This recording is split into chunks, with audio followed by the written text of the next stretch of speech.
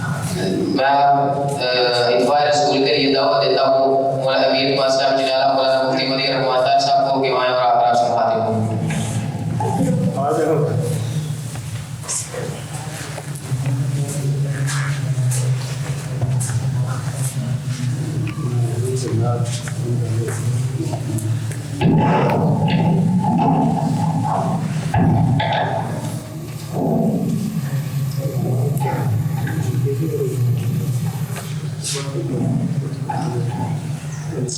نحمده ونصلي على رسوله الكريم اما بعد فاعوذ بالله من الشيطان الرجيم بسم الله الرحمن الرحيم قال الله تعالى في القرآن المجيد والفرقان الحميد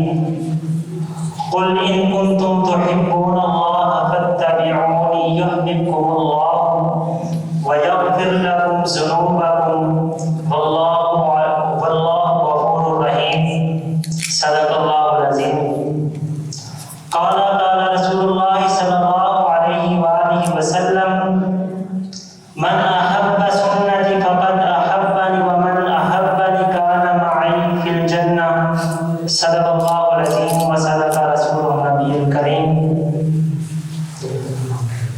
اللہ رب العزت کے شعروں، محمد کے غلاموں، اقبال کے شہینوں اور نوجوانوں، سارے نوجوانوں، السلام علیکم ورحمۃ اللہ وبرکاتہ. آپ کے سامنے میں نے قرآن مجید کی ایک آیت پیش کی اور ایک حدیث پیش کی جس کے اندر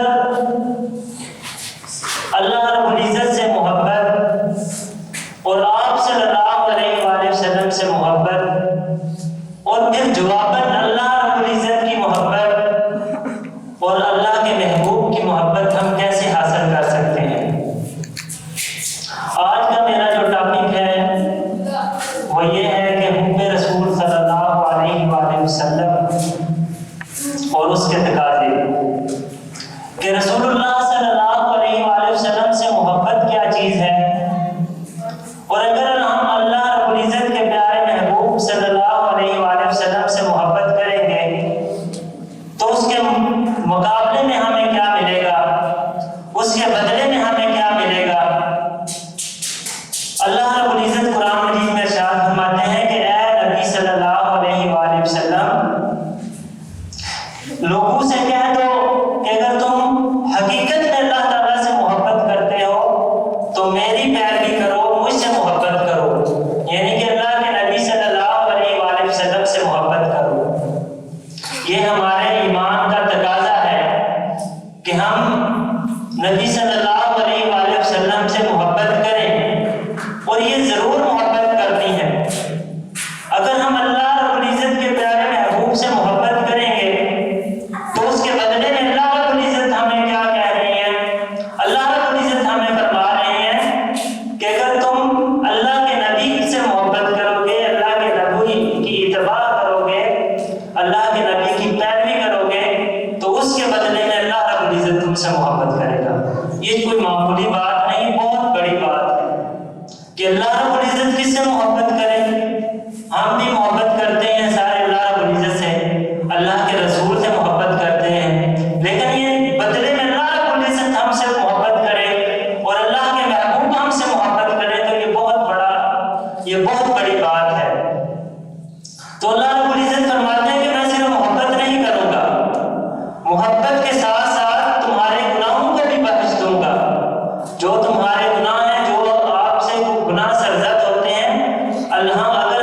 تعالیٰ کے نبی سے محبت کریں گے تو اللہ کے نبی سے محبت کے بدلے میں ہمارے گناہ بھی معاف کر دیے جائیں گے. اور اللہ رب العزت بڑا غفور رحیم ہے.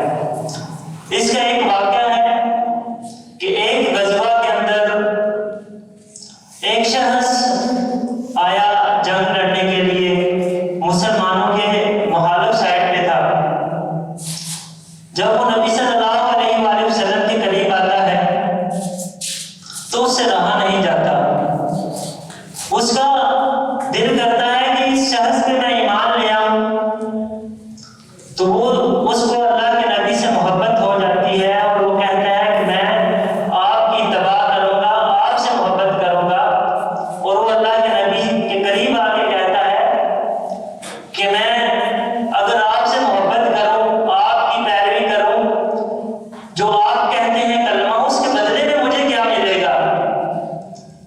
تو اللہ کے محبوب نے فرمایا، اس کا کہنے کا مطلب تھا کہ کیا میرے پچھلے گناہ معاف ہو جائیں گے؟ تو میں نے آقا صلی اللہ علیہ وآلہ وسلم نے ارشاد فرمایا کہ تیرے صرف گناہ معاف نہیں ہوں گے، گناہ معاف ہونے کے ساتھ ساتھ اللہ رب العزت تمہیں بخش بھی دے گا، اور ساتھ کیا کرے گا؟ اللہ تم سے محبت بھی کرے گا۔ تو پھر اس نے کیا کیا؟ اس نے کہا کہ میں اللہ کے نبی پر ایمان لے کر آیا، اور اس نے کلمہ توحید پڑھ لیا، اور اس کے بعد اس کو شوق ہوا کہ میں آپ صلی اللہ علیہ وآلہ وسلم سے ملاقات بھی کر لوں، آپ سے مصافحہ بھی کر لوں۔ وہ اپنے گھوڑے سے نیچے اترنے لگا تو اس کا پاؤں اٹکا اور وہ نیچے گر گیا، تو وہاں پر ہی وہ شخص وہاں پہ فوت ہو گیا۔ تو بعد میں جب غزوہ یعنی ختم ہوا تو اللہ کے محبوب صلی اللہ علیہ وآلہ وسلم نے صحابہ کرام سے عرض کیا، جو وہ شخص تھا وہ جنت میں ہے اور وہ ابھی جنت کی سیر کر رہا ہے۔ تو صحابہ کرام نے ارشاد فرمایا، صحابہ کرام نے کہا، یا رسول اللہ صلی اللہ علیہ وآلہ وسلم یہ کیسے ہو سکتا ہے؟ وہ تو مسلمانوں کے خلاف جنگ لڑنے کے لیے آیا تھا۔ تو لیکن اللہ کے محبوب نے فرمایا کہ وہ جنگ لڑنے آیا تھا، لیکن اس نے سچے دل سے کلمہ توحید پڑھ لیا تھا۔ اس نے یہ گواہی دے دی تھی کہ اللہ کے سوا کوئی معبود نہیں، اور نبی صلی اللہ علیہ وآلہ وسلم اللہ کے آخری نبی اور اللہ کے آخری رسول ہیں۔ تو اس کے بعد اس کی جو محبت تھی وہ بالکل حق بجا تھی، اس لیے ابھی وہ جنت کی سیر کر رہا ہے۔ یہ اتنا بڑا مقام ہے اللہ کے نبی سے محبت کرنا۔ اور اللہ کے نبی سے جب محبت کی جاتی ہے تو اس کے لیے پھر اپنی جان کے ساتھ ساتھ اپنا مال، اپنے رشتہ دار، یہ سارے چھوڑنے پڑے تو چھوڑ دو۔ اللہ کی محبت لازمی ہے اور اللہ کے محبوب کی محبت بھی لازمی ہے۔ حضرت صہیب کا واقعہ، حضرت صہیب رضی اللہ عنہ جب آپ صلی اللہ علیہ وآلہ وسلم نے حکم دیا کہ مکہ سے ہجرت کر کے مدینہ کی طرف آ جائیں، اور آپ صلی اللہ علیہ وآلہ وسلم مدینہ منورہ میں چلے گئے، تو حضرت صہیب رضی اللہ عنہ بہت بڑے مالدار آدمی تھے، دولت مند آدمی تھے۔ تو مشرکین مکہ نے ایسے کیا کہ حضرت صہیب رضی اللہ عنہ انہوں نے ان کا تعاقب کیا اور ان پر پہرا لگا دیا، یہ مدینہ منورہ میں نہ جا سکے۔ تو حضرت صہیب رضی اللہ عنہ نے ایک رات چپکے سے ایسے کیا کہ وہ مدینہ کی طرف روانہ ہوئے۔ تو جو انہوں نے مشرکین مکہ نے جاسوس چھوڑے ہوئے تھے، انہوں نے حضرت صہیب کے بارے میں بتا دیا مشرکین مکہ کو کہ حضرت صہیب رضی اللہ عنہ یہ مکہ مکرمہ چھوڑ کر جا رہے ہیں۔ اور جب مشرکین مکہ نے ایسے کیا، اپنے جو وہ لوگ تھے پیچھے چلے گئے اور حضرت صہیب رضی اللہ عنہ کو پکڑنے لگے، تو حضرت صہیب رضی اللہ عنہ ایک ٹھیلے پہ چڑھ کر انہوں نے پکارا، انہوں نے اپنا وہ جو تیر ہے وہ زمین میں ایسے گاڑا، تو اس کے علاوہ انہوں نے تیر جو دوسرے بقایا تیر تھے انہوں نے ان کی طرف کر دیے، مشرکین مکہ کی طرف، اور کہا کہ تم جانتے ہو کہ میں بہت بڑا تیر کمان ہوں، تیر چلانے والا ہوں، اور اگر کوئی تم میں سے اپنی بیوی بیوہ کرانا چاہتا ہے، اپنے بچوں کو یتیم کرنا چاہتا ہے، اگر کوئی واپس مکے کے اندر نہیں جانا چاہتا تو وہ پھر میرے قریب آئے۔ تو جب انہوں نے دیکھا کہ اللہ سے اتنی محبت ہے، اللہ کے محبوب سے اتنی محبت ہے کہ آپ کے حکم کے لیے وہ ہم سے لڑنے کے لیے تیار ہو گئے، تو پھر انہوں نے کیا کہا؟ انہوں نے دوسری طرف رخ کیا مکہ نے، اور انہوں نے کہا کہ ایسے کرتے ہیں کہ اگر آپ نے جانا ہے تو آپ جائیں، لیکن آپ کو یاد ہے کہ جب آپ ایران سے آئے تھے تو اس وقت جب آپ ایران سے بکتے ہوئے یہاں پہ آئے تھے تو ہم نے آپ کو خریدا تھا، پھر ہمارے پاس آپ کام کرتے رہے اور وہ نیکیاں اپنی بتانے لگے کہ پھر آپ نے ادھر سے ہی مال و دولت کمایا، تو اس کے بدلے صہیب رضی اللہ عنہ کو وہ کہنے لگے کہ اگر آپ نے جانا ہے تو آپ جائیں، لیکن یہ ہے کہ یہ اپنی جو مال و متاع ہے، اپنی جو دولت ہے وہ چھوڑ دیں۔ تو حضرت صہیب رضی اللہ عنہ نے آگے سے عرض کیا، آپ نے فرمایا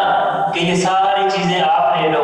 یہ مال دولت یہ آپ لے لو، لیکن مجھے اپنے آقا صلی اللہ علیہ وآلہ وسلم کے پاس جانے دو۔ اور وہ خوشی کے اندر مدینہ منورہ میں گئے، اور وہ چلتے چلتے تھکتے بھی تھے، راستے کے اندر مشکلات کا سامنا بھی کرنا پڑتا تھا، لیکن اس کے باوجود وہ جب مدینہ منورہ میں گئے تو وہاں میرے آقا صلی اللہ علیہ وآلہ وسلم حضرت صہیب رضی اللہ عنہ کا انتظار کر رہے تھے، کیونکہ ان کو حضرت جبرائیل علیہ السلام نے پہلے یہ واقعہ بتا دیا تھا، اور انہوں نے کہا، حضرت محمد صلی اللہ علیہ وآلہ وسلم نے فرمایا کہ صہیب نے بہت نفع والا کام کیا، اس نے بہت بہترین بے کی، اور اس لیے اللہ رب العزت انہیں بخش دے گا، اور اللہ رب العزت انہیں جو ان کے اس محبت کی وجہ سے اللہ رب العزت ان سے محبت کرے گا۔ اس لیے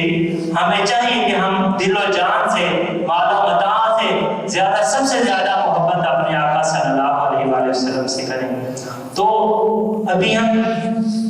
حب رسول صلی اللہ علیہ وآلہ وسلم کے تقاضے کیا ہیں، وہ 3-4 میں آپ کے سامنے پیش کرتا ہوں۔ سب سے پہلا جو تقاضا یہ ہے کہ رسول اللہ صلی اللہ علیہ وآلہ وسلم کی مبارک سنتوں پر عمل کیا جائے۔ دوسرا تقاضا یہ ہے کہ قرآن مجید اور احادیث مبارکہ کا اس کو سمجھا جائے، اس کو پڑھا جائے، پھر اس پر مکمل عمل کیا جائے۔ تیسرا تقاضا یہ ہے کہ جو معراج مصطفیٰ صلی اللہ علیہ وآلہ وسلم کا تحفہ ہے، جو ہمارے لیے آقا صلی اللہ علیہ وآلہ وسلم کو دیا گیا،